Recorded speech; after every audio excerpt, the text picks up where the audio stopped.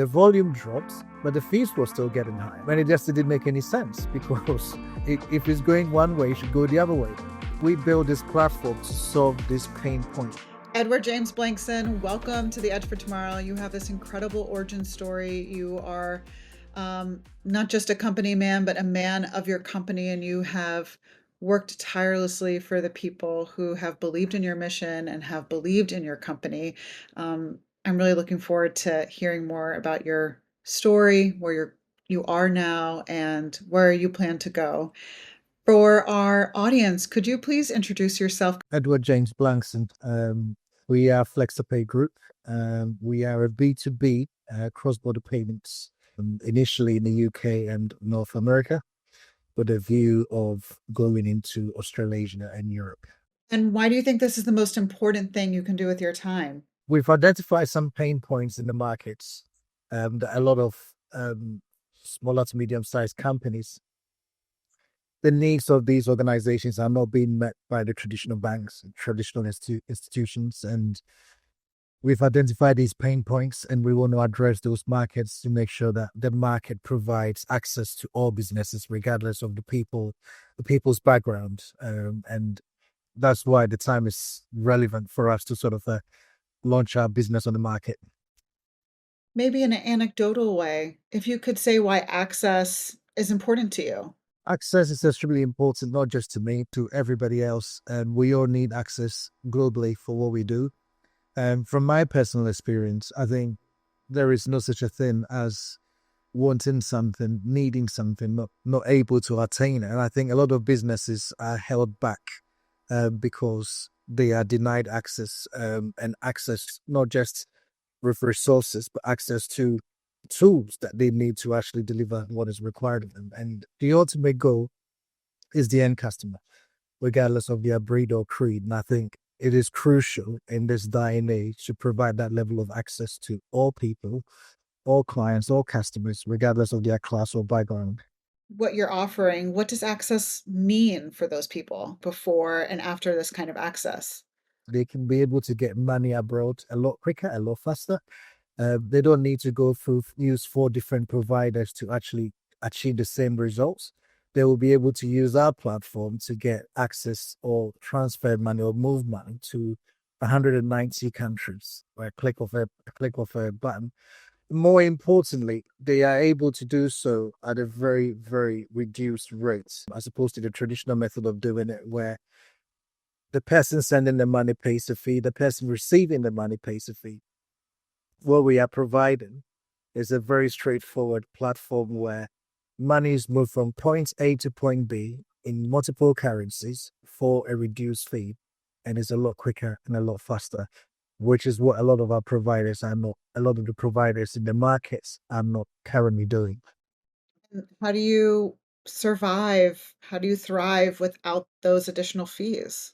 We not only do cross-border payments, so you're not just using cross-border payments, you are able to use our point of sale solution and make a savings. Then I think a collection of these products makes the business viable both for investors, shareholders, as well as customers. So it's a win-win for all involved in terms of internal stakeholders and the customers that we serve. You had a crazy experience during the pandemic. Could you walk me through how you handled the changes of the pandemic and how you weathered that storm? That was quite a very interesting experience. I was actually in a pub with an assistant of mine. We did a review. We're very successful in the project. And I took the team out. He said, "Oh, have you heard the news? Lots of people are getting letters about COVID." And I said, "Oh, I really feel sorry for all the people getting those letters, because I wouldn't imagine what it's like to isolate for 6 months to a year." Well, the next morning, I was one of those people. So I actually got a letter myself. And I remember ringing Kieran and like, "I have got a letter." And I don't know what that looks like. So I guess we have to find out. So the team at the time rallied around me, and we had Zoom calls and, loads of video calls just to make sure that I had access to the world. And I think one of the key attributes was that obviously everybody globally, people were losing their jobs, people were being furloughed, And a lot of people didn't know how they were going to make ends meet. I think in the company that I worked for at the time, I think over 200 to 300 people lost their jobs. Being then the head of finance at the time, I think a lot of it, I felt a moral responsibility to attend to the needs of those people. And I shared not just exploits, but actually in the local communities, like the churches, the mosques, the synagogues. I shared my resources with those people. Money I had in the bank, money I had saved, just making sure that people had something to look forward to, people had money to make ends meet, and also looked at other ways of getting people jobs. So I was on the lookout, helping people get jobs, going to church, praying with them, having calls, checking in on their mental health. And I think by giving to those people, I kind of was able to get through my own situation, what the world was going to look like. You know, I thought if this is the end of the world, and if that means that if I catch COVID, I'm going to die, then, you know, I've got to leave a legacy. So I wasn't expecting to come out of it. I wasn't, it was a miracle. So I gave literally, I think I emptied my bank account with a view that, you know, that's it. Help people, not just by giving them jobs, but actually helping them find a bit of hope. And in so doing, I think I ended up having 6 job offers from multinational companies. I ended up choosing one. I spoke to the then CEO, Luke Jeffrey. We had a very good conversation. And then the CFO came on board. I spoke to the chairman. I joined the company and they were extremely supportive. So yeah, Crimson Tide was the name of the company. They came in, they came to my rescue and they helped me navigate through COVID. And Peter, my then CFO, we worked very, very closely together and they provided me support. Peter provided me a lot of support in terms of the people that I was supporting, including the local church. So that was an extremely difficult time on a personal level and in my career, but I navigated that through easily by giving out so much to people I knew that needed help. I think the funniest story was I had one guy who needed an eye test, and I'd given out literally all my money, and he had the eye test and he needed to buy new glasses, and I think it was about £450. No, it was £600, and then I knew the lady at the store. So I rang the store and I said, "No, I know the guy." And then it got reduced to £450. And then I was down to my last £500. So I paid for these glasses, not knowing how I'm going to eat or how I'm going to make ends meet. And then lo and behold, you know, the bank reached out and said, you know, we can give you financing. I took on a new role and, you know, I had jobs left, right, and center. And I made every penny I gave away, I made it back. So yeah, it's just a miracle by God's grace that that happened. But yeah, it was a very unique experience. It seems like you have a certain kind of fearlessness when it comes to like, you know, maybe it's a fearlessness and an optimism that goes hand in hand. Do you feel like that's what you've been using for your like entrepreneurial spirit? I think that's a fair assumption. Or, you know, I don't really think about myself. I think about the people around me and the goal, right? So if we have to deliver something, now whether it's helping a local community or whether it's helping run the business, I look at the end goal and the benefit. So would it benefit local communities globally? Yes. Okay, let's pursue that. One of the reasons why we created this business model was to be able to not just help first generation migrants globally access finance and help the underserved and underbanked get finance, but also make an impact in terms of solving one common issue that we all ignore in the Western world, child poverty, right? So a lot of kids in schools skip meals, and that's something that's been a burning desire of mine to address. I'm extremely fortunate to surround myself with a bunch of execs who are very selfless, who puts the needs of people we work with and work for first before ourselves. And I think in so doing,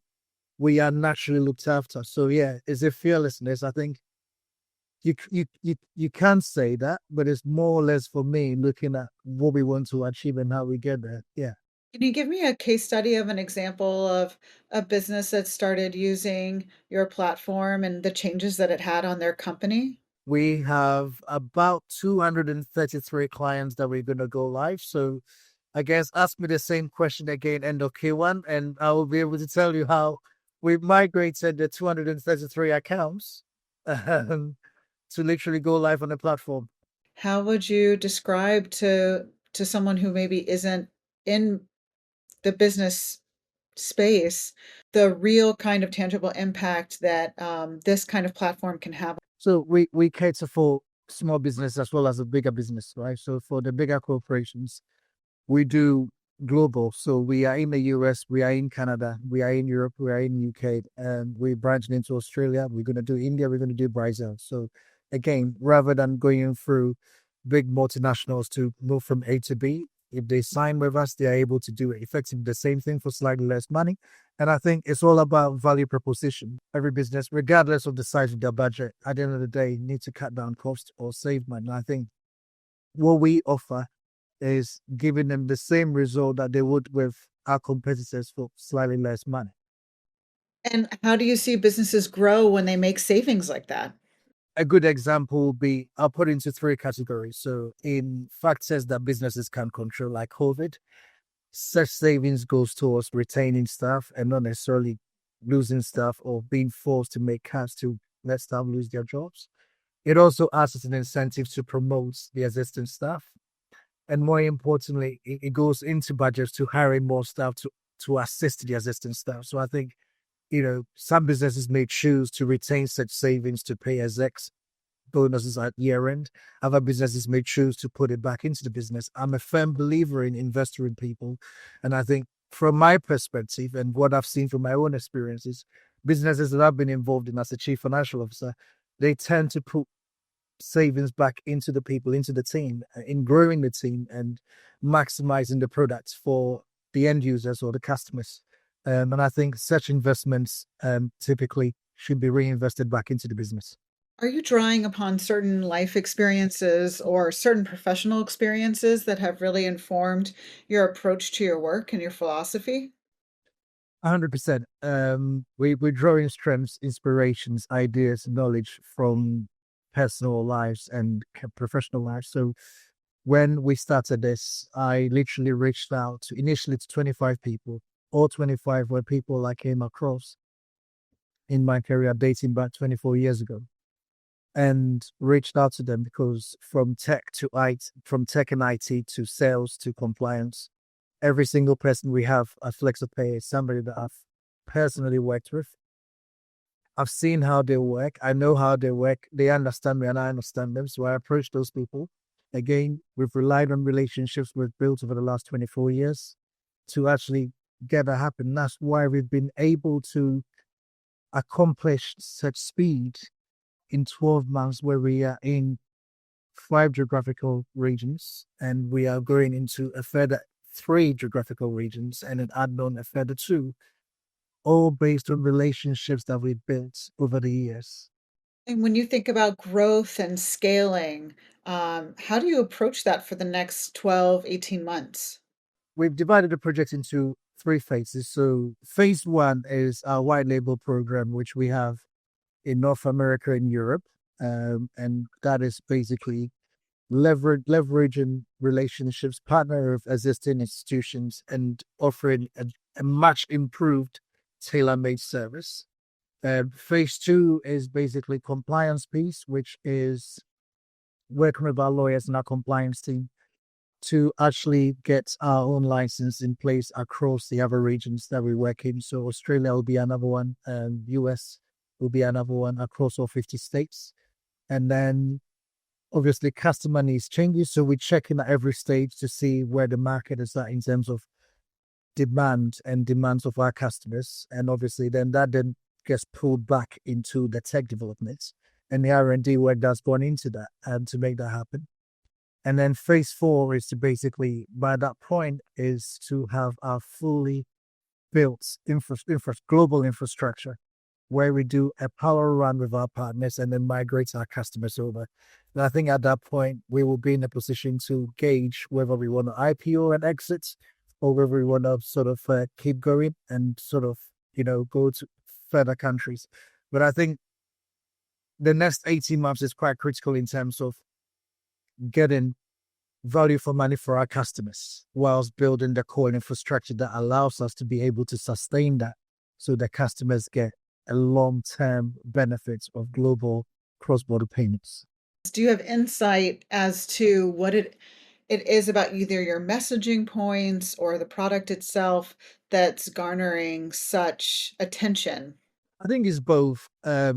Everybody gets excited about something new. Now, whether it's a brand new iPhone, market penetration for me is it gets a very good response from the general public if the product is very unique.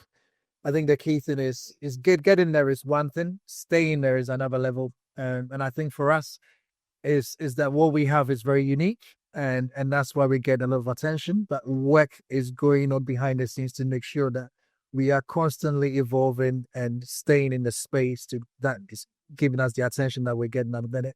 You said that you felt like this platform can really help first generation folks. Like, could you elaborate on that? Why you think that that is such a niche audience that's not just important to you, but can really benefit from this kind of new way to do transactions? We did the studies with Visa back in March 2025. I think they were telling us that US to India, first generation people sending money back to India was like $15 billion, right? So, and in that studies, they use multiple platforms. So we identified the pain points and the gap. And obviously, fees were paid from sending the money, and fees were paid on receiving the money. So what we want to do is allow them access to be able to do that from their smartphones, or going to the web portal to do it. It's just send and the amount they want the recipient to receive will be the exact amount the recipient will receive, and not $1,000 and they get $930 instead of $1,000. I think that is very important to them. So whatever the savings is, it might be fractional or marginal, but in those countries, they make a material impact. And I think this is how we want to help those first generation migrants across Europe and the US, because every penny they send makes an impact locally for the people that receive it. And how to do that is build a user-friendly tools on our platform that is in normal plain English with guidance that would allow them to be easily understand, to pull transactions with no complications whilst being fully compliant, whether it's through our partners or whether it's through our own licenses, to make sure that the end goal doesn't impact them significantly in fees and hidden fees with further delays. So Flexapay is doing some amazing things. You are solving a age-old problem of folks who are sending money and being charged on either side. Why is this such a passion project for you? And can you give us an example of how this really makes a difference in either a solopreneur's life or in that of their business or their family? I'll give you a very, very good live case studies. I have a friend who we've been friends for best 20 years. He runs a local coffee shop. He's from Istanbul in Turkey. He has businesses in the UK and Istanbul, and sometimes he needs to send money back, not just for his family, but also to run his businesses in Istanbul. There were two things he complained to me about for the last 10 years. His card machines for taking card payments. And he kept saying that the transaction fees were very high, and he tried multiple providers and he was just not getting anywhere. And I think one Sunday, while I was visiting and having a barbecue, I looked at his expenses, I looked at all the transactions, and I think at the time it never even crossed my mind that we were going to do Flexapay. And I said, you should carry on shopping around. And then the other component was sending money to run his business from the UK to Istanbul. So he was paying hefty transaction fees for the money that he was sending. So a good example being sending £1,000 would end up on the other end receiving £930 instead of the full thousand in fees. And then he had issues with the card machines on top. And I think over the course of the years, as we were friends and I looked at his accounts, the processing fee was just getting higher and higher. The volume was getting bigger and bigger, but the processing fee was getting higher and higher. Then we switched providers. I think this was the thing that sort of prompted me to actually step into the situation where the volume dropped, but the fees were still getting higher. And it just didn't make any sense, because if it's going one way, it should go the other way. We built this platform to solve this pain point. So, and he's got, I believe, 15 people in a similar situation as in South London. And it's not just it. If you're looking at Manchester, you look at New York, you look at Los Angeles, you look at Europe, for example, Milan. These are places that has very large population of migrants who have their own businesses, but equally retain businesses not just in their newly adopted countries or states like New York or cities like London or cities like Amsterdam, but they also retain businesses in their domestic or home countries. And therefore, money moves from point A to point B. And it's important that we are able to provide them the assistance to do business in a way that is effective, in a way that is purposeful, and in a way that actually maintains their cost in a way that they can afford. Because essentially, if you look at it from a broader perspective, they are creating employment, right? Whether it's just 2 people or 3 people, they are contributing to the economy, they are paying their taxes. So what we are here to do is to make it easier for them to do business in the West, as well as in those countries. And that's why we've partnered with the likes of eBay, who have access to 190 countries globally to get money in multiple currencies to those places. This may be hard, but are you able to guesstimate how much you've saved everyone? Like, is there one big number that gives you a big smile that you can think of that collectively the folks who have joined Flexapay, what they've saved since moving? So I can give you a forecast of savings. So typically, the average from Canada when we did our studies, card processing machine fees is anywhere between 2.5% to 3%. We are doing it for 1.5%. So either if you sign up with us, if you're paying 3%, you save 50%. If you're paying 2% and above, you save anywhere from 0.5% all the way to 1.5%, which if you look at the volume, it adds up. Now, whether that is someone transacting a volume of $5,000 a month or somebody transacting $50,000 a month, 1.5% savings is a material amount for any business to basically reinvest into stock or expanding their small businesses in other parts of the country in which they choose to operate. We've got B2C coming, we've got B2B coming, we've got loads of product coming in the market in multiple countries. And all I'll say is keep an eye out for Flexipay.